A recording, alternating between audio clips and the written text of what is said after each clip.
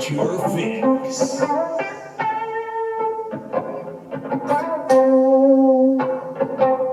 Are you ready? Are you ready to get your fix? Are you ready? Are you ready to get your fix? Are you ready? Are you ready to get your fix? Are you ready? Are you ready to get your fix? Are you ready? Are you ready to get your fix? Are you ready to get your fix? With the Wicks here on this beautiful Monday, October 25th, 2021, and welcome to the show. Yesterday we had probably some of the worst matchups in the NFL compared to previous weeks, but we still had some phenomenal football that resulted in quite a few teams getting blown out, absolutely getting the shit beat out of them, in which we're going to get to in a bit, including the Chiefs, so that'll be an interesting one to talk about. And then we're going to talk about some other games as well that I feel like obviously we should talk about because all the slate of games were done yesterday, and there's a lot of good football, a lot of bad football played. Yeah, last night's fucking bomb cyclone, whatever they were calling it down there, it was really, really interesting, to say the least. But let's get to it, shall we? Are you ready to get your fix? Well, the first game we're going to talk about today is that Patriots Jets, in which the Patriots absolutely stomped on the New York Jets, 54-13, sending the Patriots to 3-4 in the season. The Jets to 1-5. Now, the Jets might be one of the worst, if not the worst team in the NFL. The Lions looking a little bit better, not really to the full extent, I guess, but the Jets are really, really bad. Same with the Houston Texans. But this game, I mean, I guess it's kind of safe to say the Jets need Zach Wilson, right? Zach Wilson went out with a knee injury. It looks like he has a partial PCL tear or whatever it is. He's going to miss like 2 to 4 weeks, but Mike White comes in, tries to do his thing out there, tries to ball out, goes 20 for 32, has 202 passing yards, 1 touchdown, and 2 interceptions. But at the same time, I think we can all agree that the Jets need Zach Wilson because that team looks just a whole lot better with Zach Wilson underneath that center. But on the other side of things, the Patriots absolutely balled out, including Mac Jones and Damian Harris. Mac Jones went 24 for 36, had 307 yards passing, 2 touchdowns, and Damian Harris had 14 carries, 106 yards, 2 touchdowns. I believe another running back, I can't remember off the top of my head, it was J.J. Taylor or someone had 2 rushing touchdowns for the New England Patriots. Kendrick Bourne had a passing touchdown, in which wasn't the only passing touchdown from a non-quarterback player. We also seen Derrick Henry throw a touchdown pass for 5 yards, which was, I don't know if it was really that or much needed for the Titans to do something like that. They might have thought so, but I didn't think it was really needed. Derrick Henry probably could have ran that ball in himself, but it is what it is. The Patriots looked absolutely phenomenal yesterday, taking apart piece by piece that New York Jets team. I mean, it was just an awful outing by the New York Jets. Not really much to say about this game other than I never thought the Patriots were going to put up 54 points against the Jets here. I mean, I thought maybe 20 plus for sure, maybe see that 30 range, maybe like 28-ish, somewhere around there. Not 54. The Jets defense is nowhere to be found. Zach Wilson is now out to 2 to 4 weeks, like we just mentioned. But if there's anything to take away from this game, it's not that either of these teams are, not that the Patriots are good, okay? Because the Patriots are going to be the Patriots as long as they have Bill Belichick. They're going to keep you in a lot of close games unless it's a team that actually plays like dog shit, like the New York Jets do and have for quite some time now. They're going to take you to the dog pound, and then how you doing? Keep moving, get the hell out of there. And that's what they did last night. Patriots win 54-13 over the Jets. But I think we've got to talk about one of the biggest games that we got to witness yesterday, the Titans taking on the Kansas City Chiefs, in which a lot of people thought the Chiefs were going to win this one. The Titans haven't really looked that great. Defensively, I guess you could say. Offensively, they had some spurts here and there, but mainly that offense is all revolved around Derrick Henry. But with the likes of A.J. Brown back and Julio Jones being out, A.J. Brown played a big piece in yesterday's big win. I mean, the Titans absolutely fucked the Chiefs up, beating them 27-3. Now, basically, this goes back to what I said not just last week, but the week before that as well, where that Kansas City Chiefs defense is the worst in the NFL, by far. Okay, and if you don't believe me, I got some stats that I can read off real quick for you. These these stats really blew my mind away for the most part. The Chiefs are now 3-4 after losing to the Titans 27-3 last night or yesterday. But their defense is 32nd in turnovers, 32nd in points allowed, 32nd in yards allowed, 32nd in yards per play allowed, 31st in pass yards allowed, 31st in receiving yards allowed, 31st in rushing yards allowed, and 32nd in first downs allowed.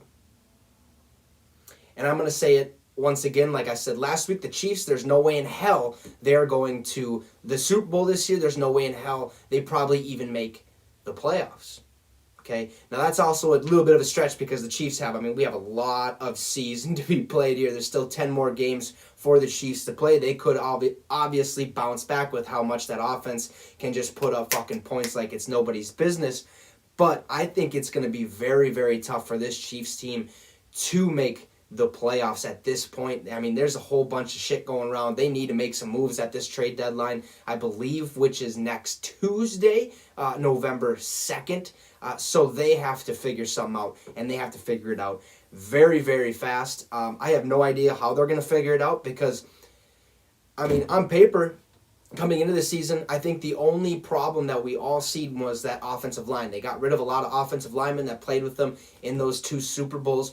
And then they kind of revamped it up, kind of fixed it up a little bit. Yeah, Kyle Long goes and gets hurt. He's out for this season. But after they figured out their line problem, we all kind of said, all right, this is a Chiefs team that is capable of going to Super Bowl, capable of winning another AFC championship, if you will, or maybe capable of winning the Super Bowl again.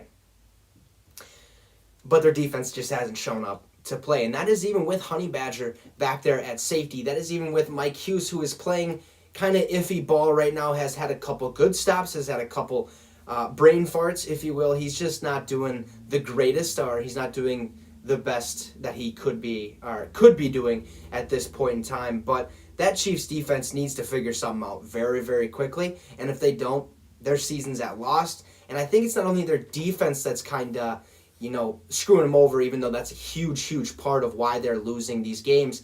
But I think it all goes right back to also Patrick Mahomes.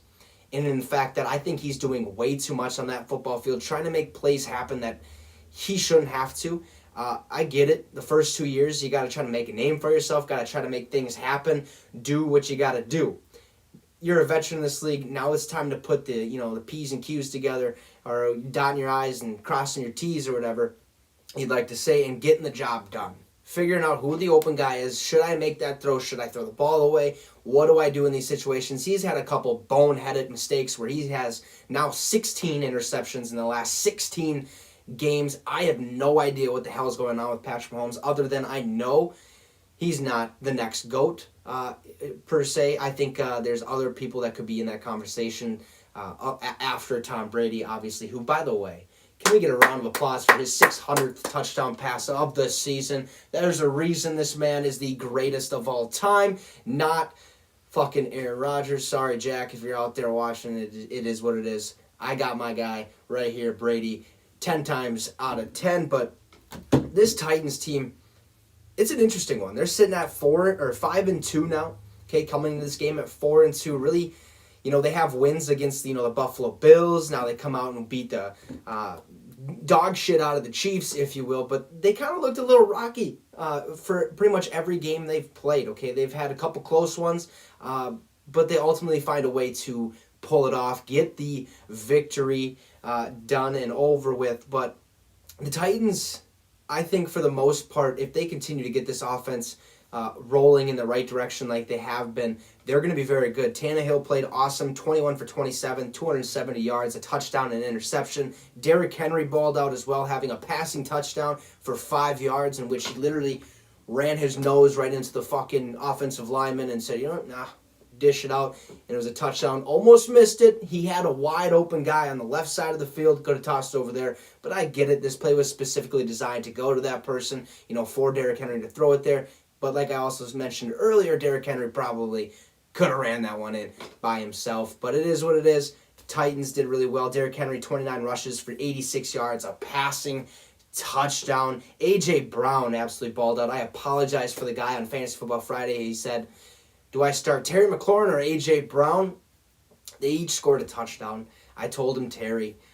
Probably should have went with A.J. Brown, who absolutely balled out. I did not think he was going to do what he did last night or yesterday. He's coming off that hamstring injury. He can't fucking keep anything down in his system because old Chipotle wants to give him some stomach issues, but that's just, how the cookie crumbles. He absolutely balled out. It looks like his stomach's just fine. Looks like his hammy's just fine. Looks like he is just fine. 8 catches, 133 yards, and a touchdown for A.J. Brown. Probably should have started him. But I think the big thing about this game was that Titans defense just pretty much controlling the entire way this game ended up, with the Chiefs only scoring 3 points. The Titans had 3 forced fumbles on defense. That is huge, especially in a game that it wasn't rainy, it wasn't snowy, it wasn't really that cold or anything like that. It was a beautiful day for football, I'd say, for the most part.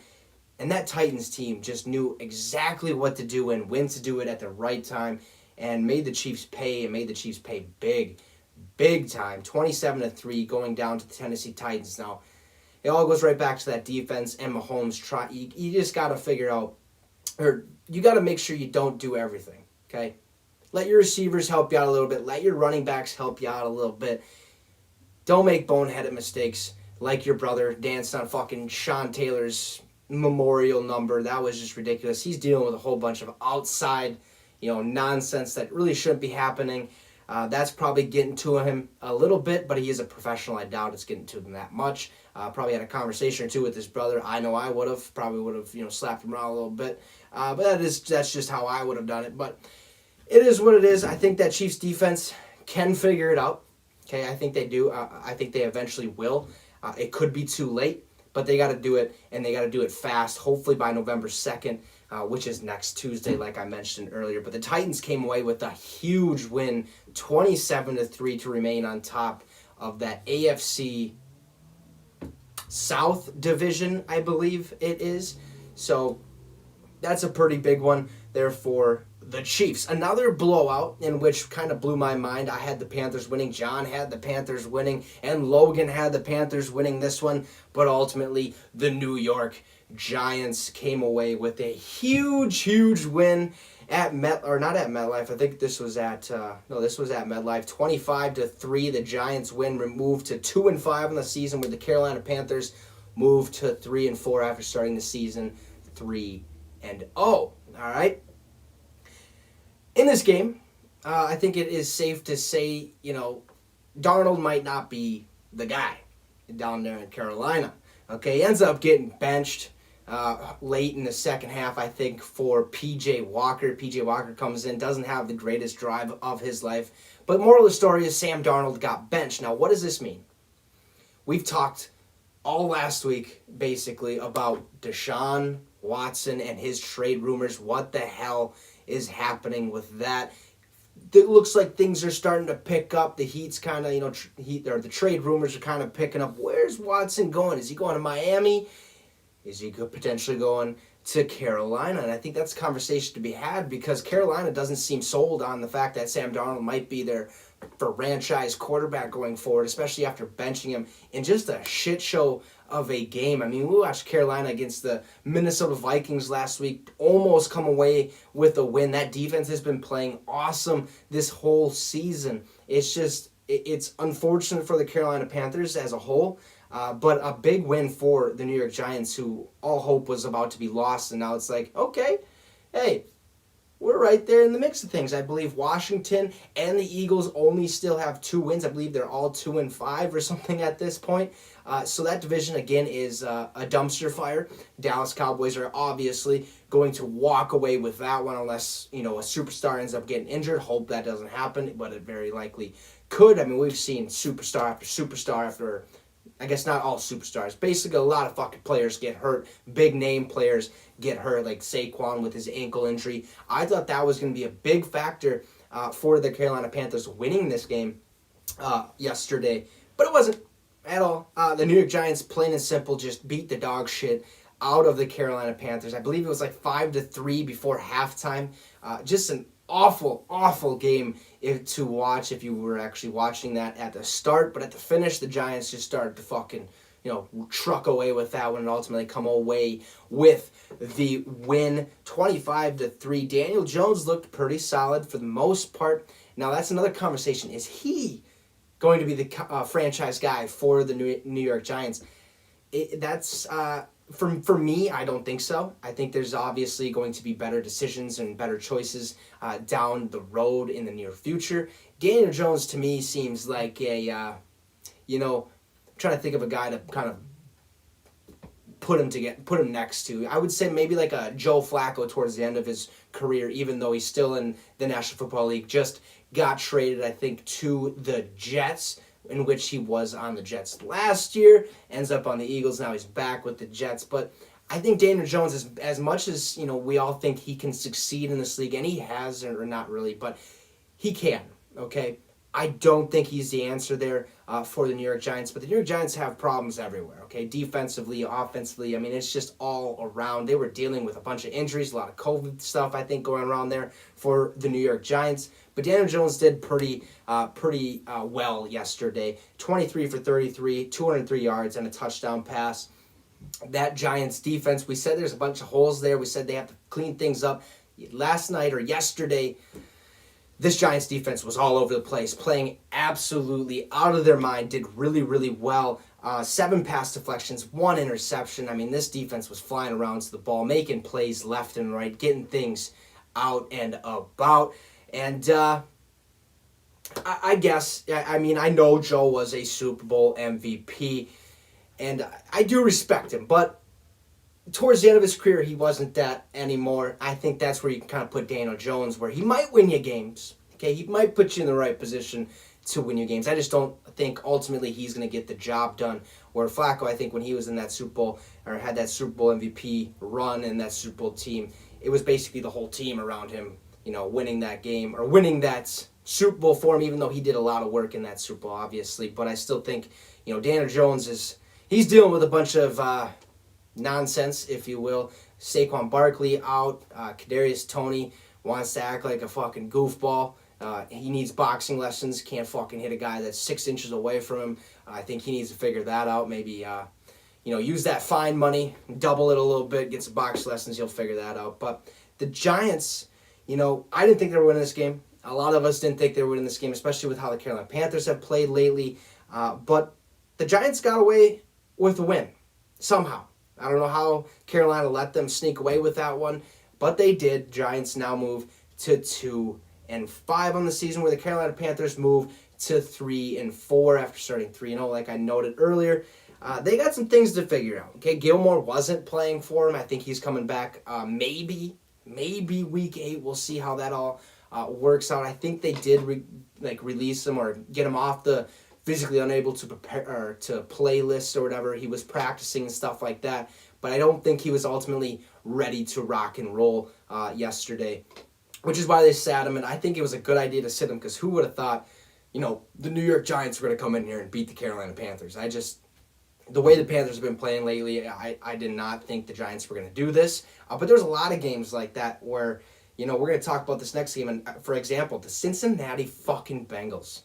Who would have thunk the Bengals come out here and just take Lamar Jackson, fucking bend him over, and just give him one of these and send him on his way? That pretty much what happened yesterday afternoon, where the Bengals fucking steamrolled the Baltimore Ravens 41-17. What a game. I mean, I started watching this one. I was like, okay, we're going to have a game. I did say, last week, I believe it was Thursday when we made our picks, or No, it would have been Friday on Fantasy Football Friday when we made our picks and stuff like that. I said, hey, this Bengals team, or on True Identity Tuesday, I said this Bengals team, they're gonna play hard and they're gonna play tough. Okay, they're gonna come out here, they're gonna keep every single game a game. Well, early on, that's what they did, kept it somewhat of a game, and ended up fucking running away with it, like Jamar Chase, just absolutely balling out. I mean, this dude is a fucking beast. The first receiver in NFL history, I believe, to have first NFL rookie receiver in NFL history to have over 200 yards receiving. He has the most receiving yards in the first 7 games of a starting of the rookie season or something like that. But this guy is looking absolutely ridiculous. This man might easily win Offensive Rookie Player of the Year. Now, if there's other candidates out there that you guys are, thinking about, let me know. Maybe I could put it in perspective a little bit, see who else is balling out. All the rookie quarterbacks, sorry, none of you guys are gonna win the Offensive Rookie of the Year. I just don't think that's possible at this point in time. Maybe running backs, no. I think Jamar Chase definitely stands out at this point in time. I'd just give him the fucking trophy right now. How you doing? Keep moving type of thing.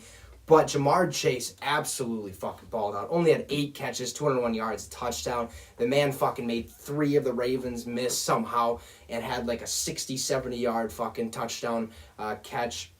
Joe Burrow and him are fucking on the same page, and that is awesome to see. They did play together at LSU, but they are looking awesome together. I like this duo, and I like what the Cincinnati Bengals actually have in place. I never thought this defense would play as well as it has. I never thought that offense would play as well as it has. T. Higgins out there, Tyler Boyd playing really, really well. Joe Mixon playing absolutely phenomenal out there.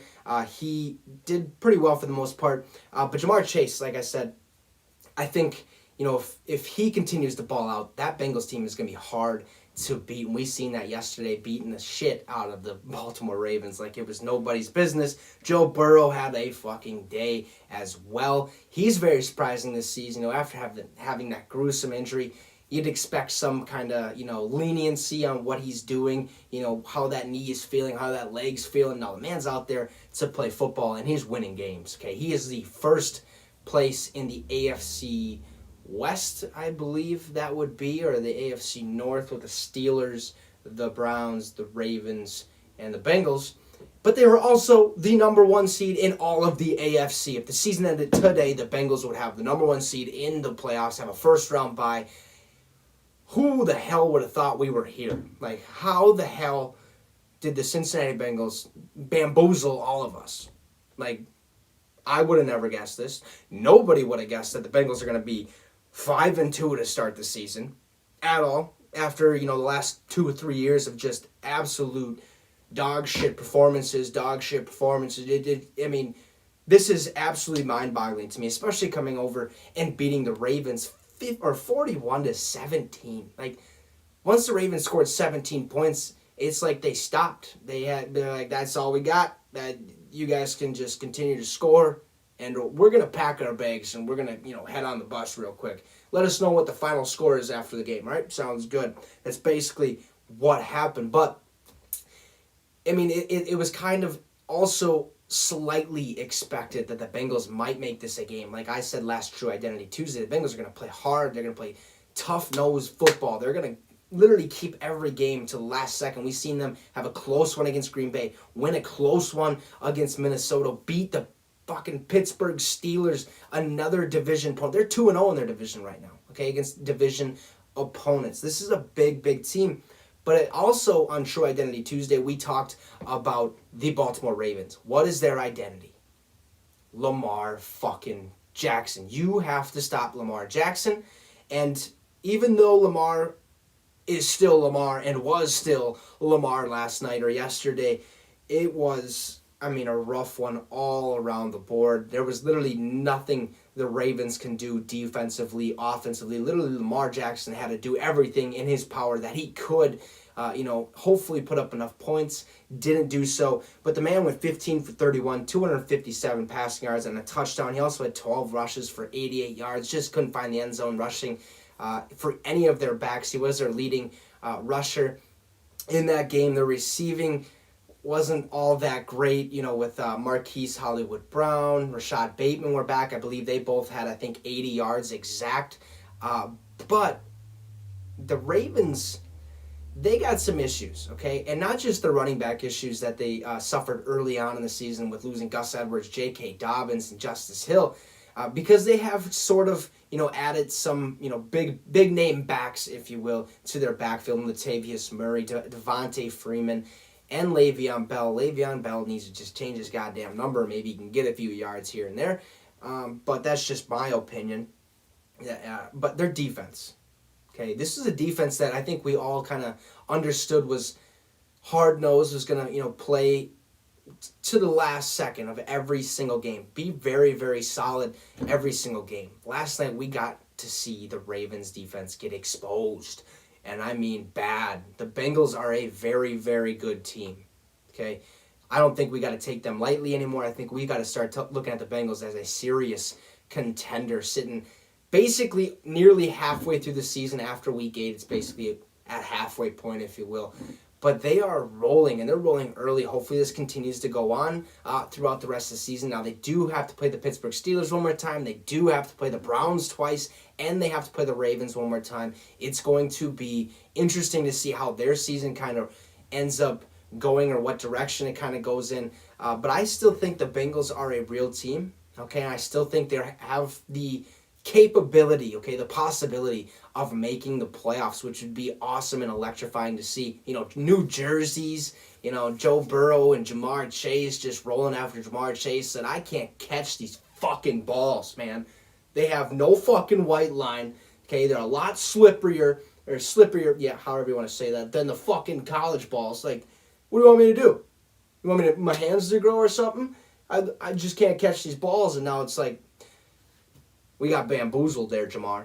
All right, 700 plus yards or 600 plus yards, whatever the fucking number is, and a shitload of touchdowns. You're sitting at 5-2. I think you can catch this ball, just fine. All right, like we got bamboozled, and you did a hell of a job doing that. I don't know how the hell you did that, but I think it was just to kind of keep our eyes on your radar, seeing, hey, can this guy actually play in the NFL? And yes, he can. All right, the Bengals are the real deal.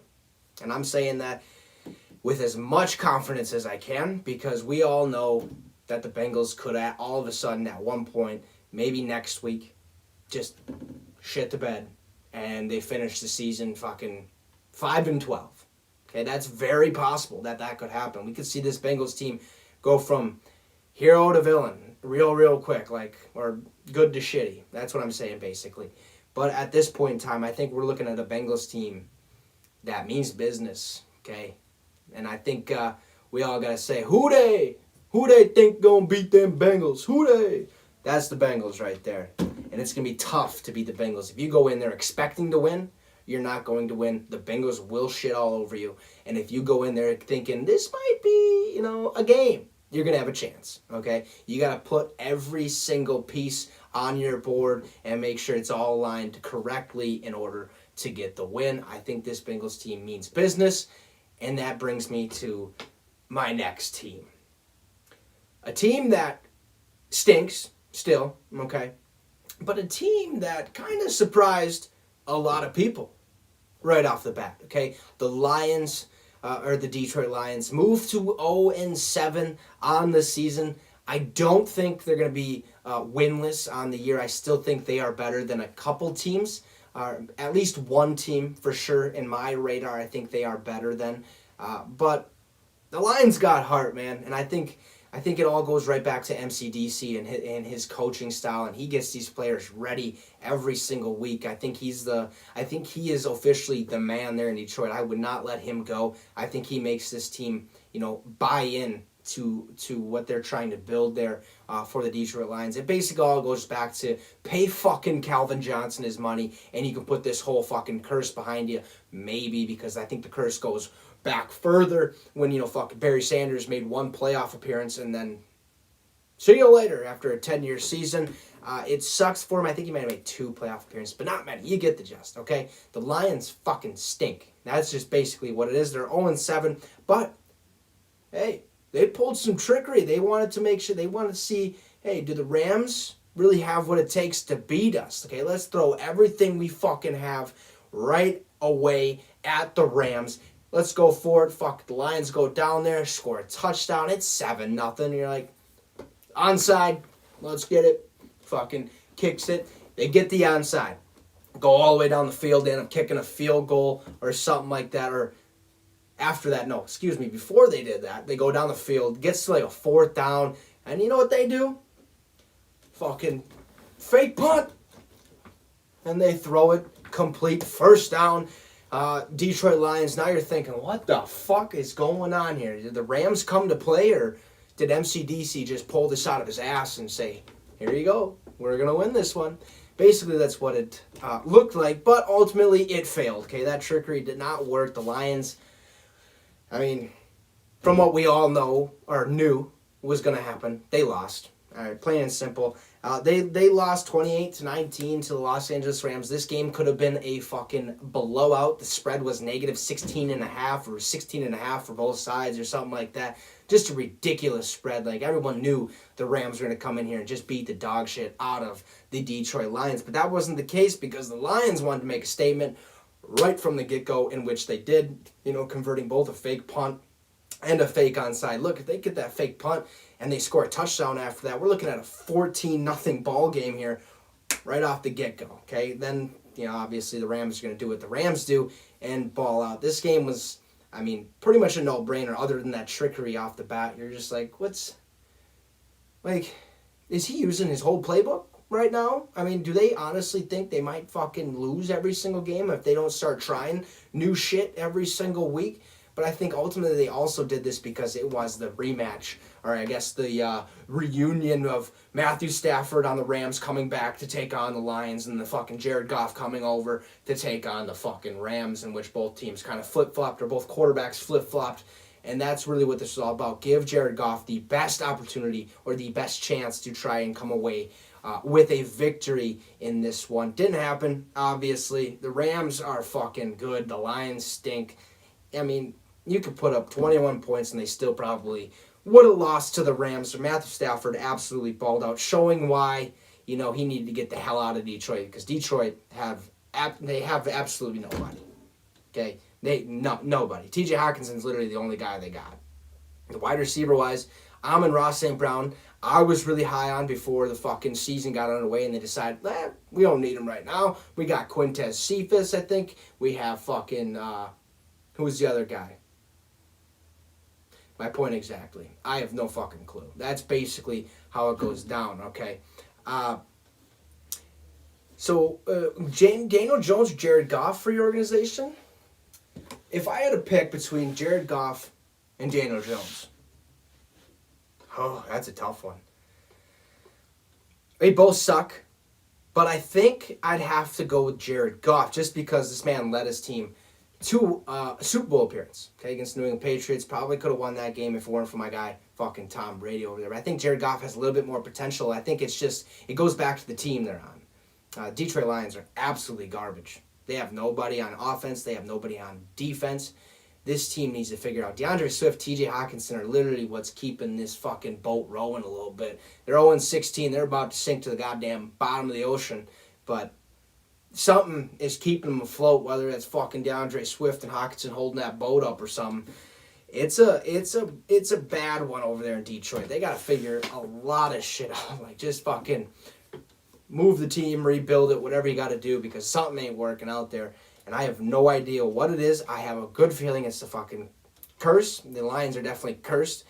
They will not win a Super Bowl before the Vikings, and if they do, oh my God, I would be super fucking pissed. But at that point, it's like, well, the curse must have lifted, and they fucking probably have studs on their whole goddamn on team. But on the other hand, the Rams are the Rams, like we talked about. Cooper Kupp and Matthew Stafford are on the same page. They have been the entire season. Cooper Kupp comes into the stadium at 6 a.m. every single fucking time. Stafford's like, hey, what are you doing today? He's like, I'm putting on my cleats, dude. Let's go. And they have breakfast together, go outside, throw the ball around, do whatever they need to do. But they balled out. Stafford 20-41, 334 yards, 3 touchdown passes, where Cooper Kupp had 10 of those catches, 156 yards, and 2 touchdowns. The Rams beat the Lions 28-19, in which this game could have been a fucking blowout if the Lions didn't pull all that trickery like they did right off the bat, I suppose. But another blowout, is the Tampa Bay Buccaneers taking on the Chicago Bears, beating the shit out of them, 38-3. This was another Saints-Packers situation. Not really, because that game was just, it was just turmoil, okay? Packers only seen the field 12 times. The Bears seen the field more than 12 times. But literally couldn't do anything. At all. This Tampa Bay Buccaneers team is the fucking real deal. I have the Bills Bucs going to this year's Super Bowl, and after yesterday's win, I can for sure 110% say that, well, I guess not 110%. Well, probably about the Bills maybe, but not about the Bucs. Bucs are still a really good team. They're going to have a really good shot at making the playoffs. There's a lot of teams in the NFC who are looking good. It's like the NFC, AFC kind of did a fucking flip-flop where a lot of good records in the NFC and a lot of shitty records in the AFC, where Green Bay's at 5-1 or 6-1. Tampa Bay's sitting there now at 6-1.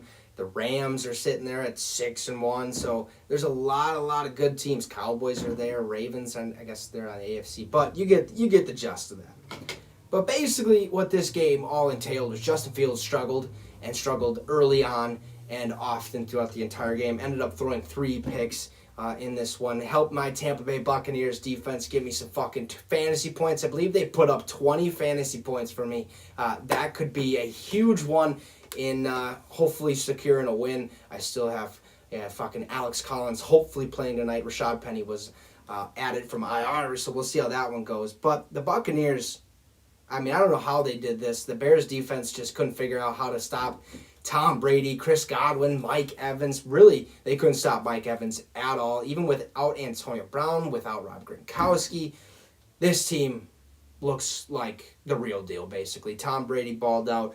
He went 20 for 36, 211 yards, 4 touchdown passes, surpassed 600 passing touchdowns in NFL history. He's the first quarterback and only quarterback to do so. So congratulations, Tom, for 600. Mike Evans fucking gave that ball away somehow. They were giving every single touchdown away. Like, here you go, here's the ball.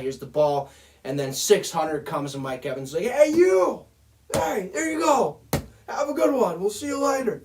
Gets on the bench and he's like, that was 600? Fuck. I gave that ball away. He had to do some negotiating, trying to get, basically what the guy did is give the ball back and said, I'll take $1,000 gift card to the fucking team shop here. Maybe a couple signed jerseys, maybe a couple signed helmets, maybe a little something from Tom here, and then maybe he can go on a golf. We can golf together or whatever it was. But they had to do some negotiating, took a whole goddamn commercial break to get that fucking ball out of his hands. I'm sure they would have got that ball anyways. Obviously it's a 600th fucking passing touchdown. Probably going to go into the Hall of Fame, on one of those fucking boxes. Says, this was the 600th passing touchdown football used by Tom Brady when he played the Bears and beat the shit out of them, 38-3. Take a look at it. Here it is. That's basically what's going to happen with that ball. But that's a big thing to have because nobody's reached 500. Obviously, Tom Brady's the first and only one to do it. Now, is there other quarterbacks in the league that we think could possibly break that? Maybe. Mahomes could possibly. Josh Allen could possibly. But you also got to stay healthy for 20 fucking plus years and literally play until you're about dead on the football field to do so, I think. And it's going to be hard to beat 600 fucking passing touchdowns. That is ridiculous, folks. That was what this game was all about. Mike Evans had 3 of those 4 touchdowns of Brady's. Buccaneers just keep on rolling. Now they also give the Minnesota Vikings a chance because the Bears lose. They were sitting at 3-3, tied with the Minnesota Vikings. Now they're 3-4. Minnesota is now second in the division, sitting at 3-3. They play Dallas next week on Halloween night. That'll be a fun game. I'm pumped about that one. It is a 7:20 game, so Sunday Night Football. Hopefully you guys are all a little bit boozed up out there. Whatever you're doing, have fun on Halloween. Be safe, trick or treat. Do whatever you need to do. Get that candy in there, in your stomach. But Buccaneers rolling right now. They're 6-1 in the season. Bears at 3-4. Ultimately, it was just just a fucking shit show for the Chicago Bears, losing 38-3. Good job for the Tampa Bay Buccaneers coming away with a big win. Now, another game we can sort of, kind of talk about. There's not really much to talk about other than DeAndre Hopkins and J.J. Watt came in on their, reunion, if you will, or fucking grudge match against the Houston Texans, who both of them once played for, and who now that organization really should just fucking move.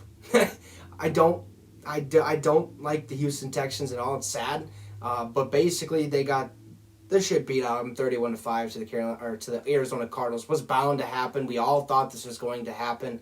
Kyler Murray's looking like a video game character out there. It's like every single week that he plays. I mean, it is just ridiculous what they're doing. Zach Ertz ends up getting a touchdown, his first one as an Arizona Cardinal, literally 1 week after getting traded. That's huge for him. But the Houston Texans, I think we got to have a serious talk about them potentially not being in the NFL anymore, because this is a bad team. They have a lot of money issues. Basically what this all goes back to is the Texans were once the Oilers, right? Moved to Houston, called the Texans now. They started this whole franchise thinking it might be something good for the city of Houston. Well, all it has been for the city of Houston is fucking nothing but regret and turmoil, basically, okay? And you can thank Bill O'Brien for that one. Bill O'Brien said, how much money we got to spend? 500 mil? All right. Fuck it. Let's use it all. No cap space. We don't need it. Nope. Get rid of our draft picks. Do what you got to do. Let's get 5-star athletes over. We don't need none of those 2-star athletes. Fuck that. We don't need that. Bring over the 5-star. I want DeAndre Hopkins. I want fucking J.J. Watt. Oh, Deshaun, let's draft him. Come on, let's fucking send over 3 draft picks. Let's figure it out. Let's waste all our money. Then the dude gets fired. Now you're stuck with a fucking money problem. You're stuck with a bunch of angry veterans on your team that say, hey, I hate this fucking team. We have no hope at all. Like, we are bad, right?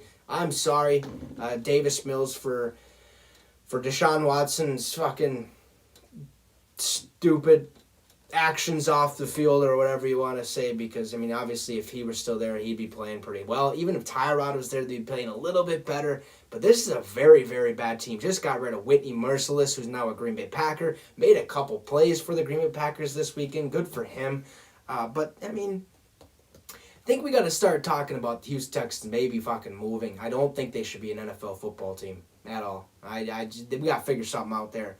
Or, it's going to be a long rebuilding process for the Houston Texans, I think, especially if Deshaun Watson is shipped out of town. I think they're in for a long one in the NFL, okay? For time to come, for a long time to come. And I don't think, obviously, moving a team is going to help, or moving the team and disbanding the team is going to help all that situation. But I still think this is a bad Texans team. 'Cause me and John, hosted the show on Fantasy Football Friday with me. We were talking. He's like, I have never in my life met a fucking Houston Texans fan. Have you guys ever? I haven't. I have not once. Went up to somebody, hey, my name's Trey, what's going on? I'm a Minnesota Vikings fan. What's your favorite team? And they come back out with me, oh, blah, blah, blah. I'm a Houston Texans fan. I'm sorry, man. I feel your pain. Except we can't get to a Super Bowl, but you guys just fucking suck. You guys had everything. Now you have nothing. I apologize for you being a Texans fan, but I have never seen or never even met a Texans fan, and I would love to have a conversation with one someday, seeing what they're what's going through their mind right now. Like, are they just pissed about Deshaun Watson? Like, are they pissed about DeAndre Hopkins? What's stewing up in their mind? Like, fuck this team. Like, we could be seeing a Houston Texans team who might go to every single home game and not have a single fan there for them. We might be looking at a Texans team that looked like the San Diego Chargers before they moved to Los Angeles, when literally they were selling probably like 50 home tickets to home fans. That is just absolutely sad for the Houston Texans organization as a whole. This is a bad team, and they might be the worst in the NFL. Okay, I still think the Lions would probably beat them. I still think maybe the Jets would probably beat them. But also it goes back, the Jets might need Zach Wilson to beat them. And especially with Tyrod Taylor possibly coming back. I think he did practice, or today he might have started practicing, maybe a little bit of throwing out there and stuff. I did see something on that.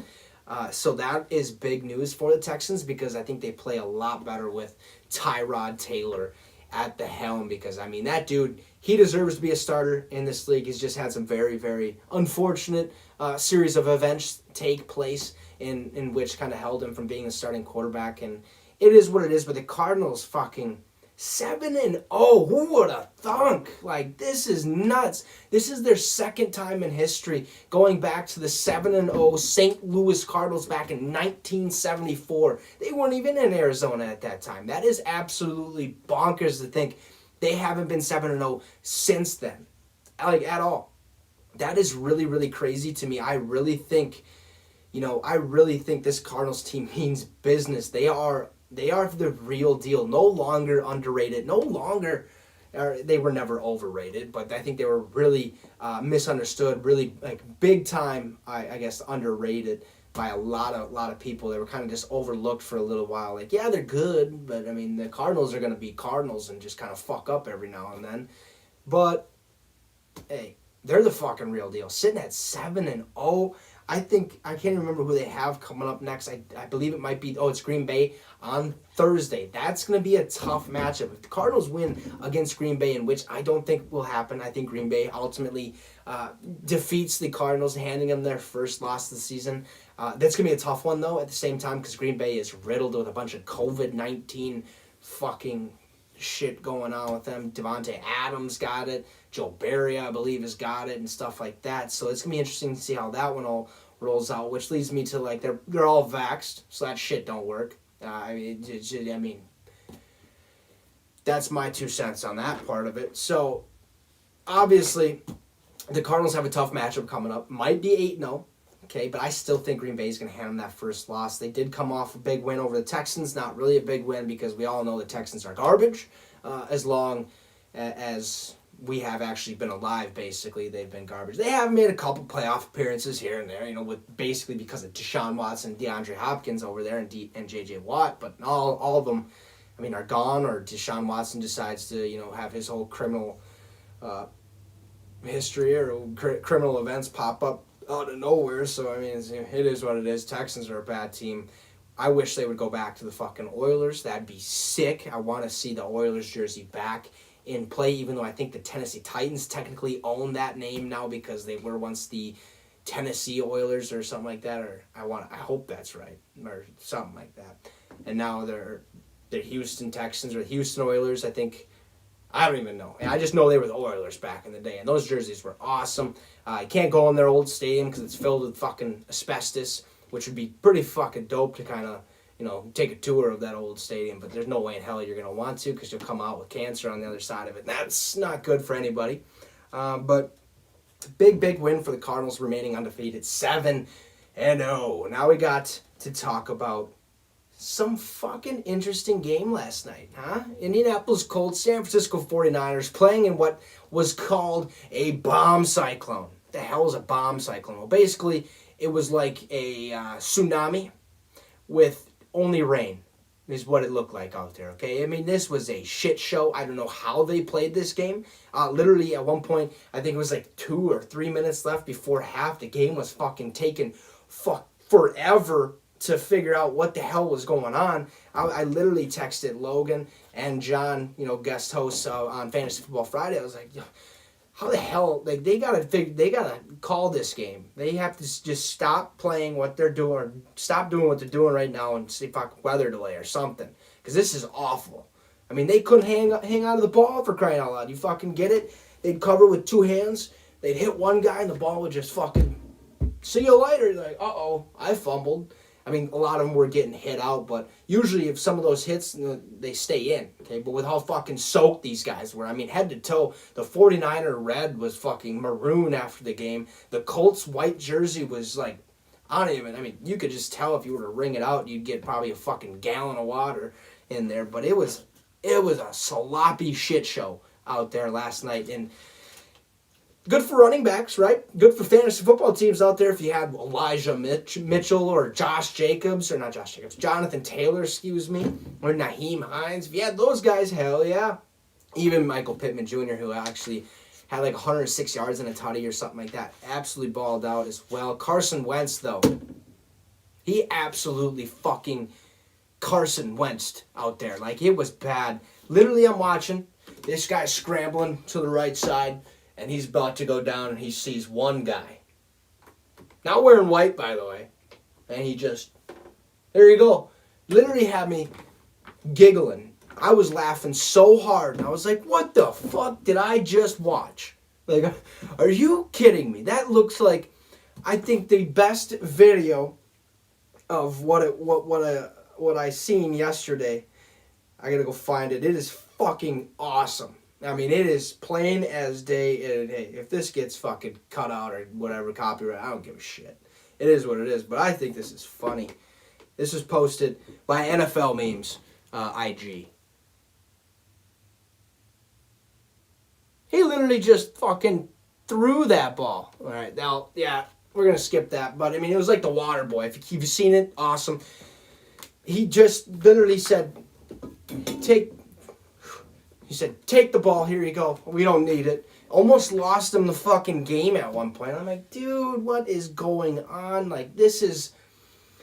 What the hell, Carson? Like, that is a fucking elementary school fucking mistake that you made out in that football field. You literally said, nope, ain't taking a sack today. Fucking, here's the ball. Keep it moving. No, you got to figure it out. But ultimately, hey, I was the only one out of John and Logan, okay, that said the Colts were going to beat the San Francisco 49ers, in which they did 30-18 last night in a bomb cyclone. And just a fucking monsoon of rain. I have no idea how the hell they were able to even finish that game. I thought the game was going to last literally till midnight, 1 o'clock, just to fucking figure out who the hell has the ball. How many times did he fumble? How many times, did they just miss an open catch and stuff like that? I mean, these receivers literally had to hopefully try to use their fucking body to catch this ball. And when they did, they had to, just both hands on it all the time. Do not let that ball come out at any cost, okay? If you have to fucking die before that ball comes out, fucking die before that ball comes out. This is basically what kind of happened last night. Colts ended up running away with it late. There was a couple of, mistakes there from the 49ers. Jimmy G was back. It looked all right. Not the greatest. I think they're kind of, had heads and toes, or whatever you want to call it. Fucking, who's going to be the guy? Is it going to be Jimmy, or is it going to be Trey? I think Trey Lance. He did struggle a little bit. He was hurt, though, last night, so that's why Jimmy ultimately got the start. And they also said, hey, Jimmy, I guess so, would he be the guy going forward? So what does that mean? Jimmy or Trey, which one are you going with? And I'd take Trey Lance, over Jimmy Garoppolo, just because, same name. Hell, love the name. Different spelling, obviously. And then he's from Minnesota, from Marshall, Minnesota. He does look a little wonky out there every once in a while throwing the ball, but I think you got to figure out who the hell's going to be your starting quarterback, because you can't, at this point in the season, be like, who the hell are we going to start? Because that means there's deeper problems in that organization, in that offensive play calling, scheme-wise, or whatever you want to say, I guess. But Colts got a big win. And I was the only one who said they were going to win 30-18 over the 49ers. Now, hey, by the way, okay, I guess the other games real quick. Packers won against the Washington football team. Sucks for Taylor Heineke. Could have made it a game if he went to slid right before the end zone. Packers win 24-10 over the Washington football team. The Falcons beat the Dolphins 30-28. The Dolphins fucking stink as well. Don't know what the hell is going on there. Xavier Howard played. Byron Jones played. This team is bad. Okay? Tua or not, this team sucks. Absolutely sucks. The Dolphins are bad, bad, bad. That's all I can say about that team. Don't know why they are this way. Last year, we seen them get second in their division, looking on the up. I thought they were going to be fucking second again this year, maybe with the Patriots sneaking in there at the same time. But this is a bad Dolphins team. Don't know what the hell is going on there. Don't think Tua is the guy. I do think you need to give him more of a chance, though, at the same time. He could end up being the guy, but who knows on that front. All right, and then the Raiders, an old Rich Bisaccia, fucking Paisan. He got the dub over the Eagles, 33-28. Big win there from the Raiders. That was going to be a closer game. That was one of the games I thought was going to be a little closer than what it actually ended up being. But the Raiders took full control of that game. I think they have, all the intangibles, all the fucking players out there that they need to go ahead and win a lot of games and continue to win for that in that division. If they continue to do what they're doing, they're going to be just fine. All right, Chargers, Raiders might make the playoffs. We might see the Chiefs miss the playoffs, which would be awesome.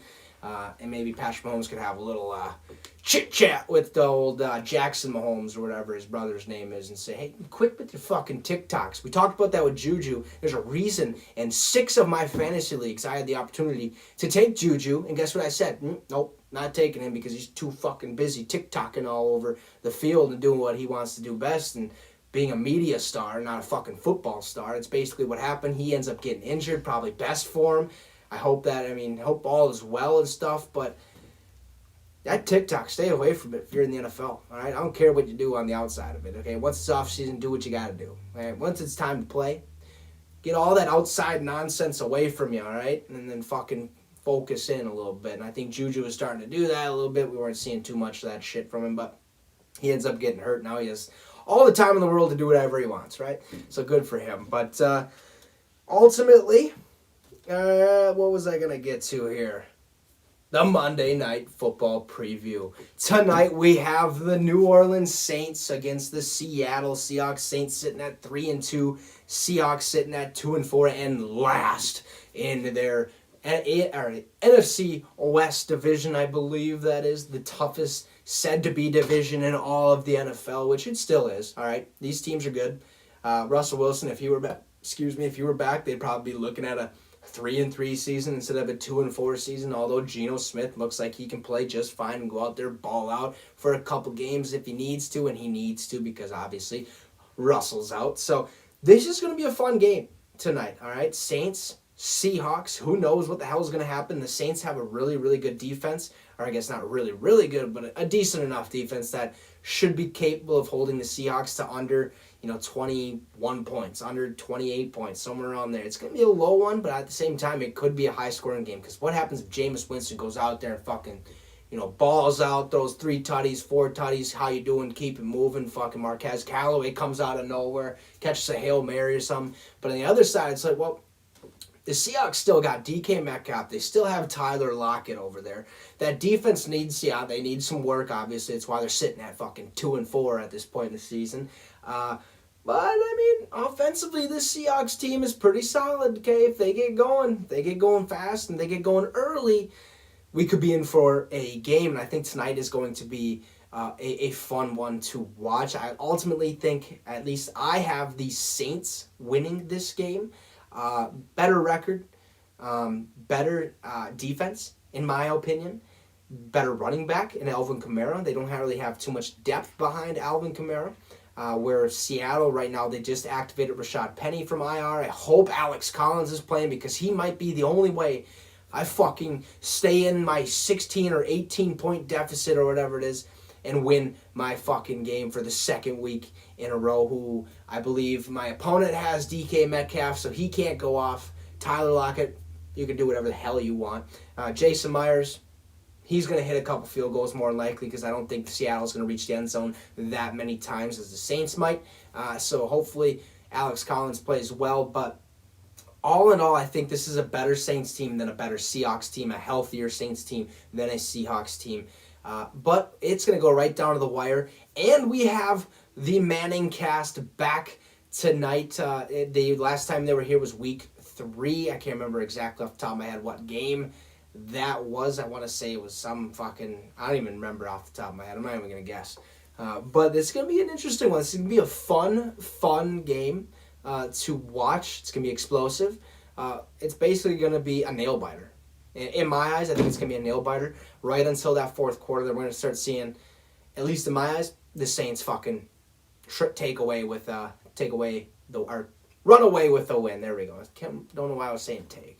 But it's going to be a fun one. I'm excited. I'll be watching that ManningCast like you all should. It's beautiful. I believe we have Tom Brady, Sue Bird, Drew Brees, And there's another one. I forgot the first guest. I completely forgot who the first guest is. I know it's a big name. Okay, so it's gonna be a fun one tonight to watch. Now, if you don't want to watch the ManningCast, because the ManningCast is basically you're focusing on their stories more than you're watching the game. All right, that's what you're doing. So if you don't want to watch that, it is also on ESPN, the regular ESPN, where ManningCast is on ESPN too. But that's the regular broadcast with like Louis Riddick, Brian Greasy, and Steve Levy, I think that's his name. Hopefully I'm right. I know it's Levy or something like that.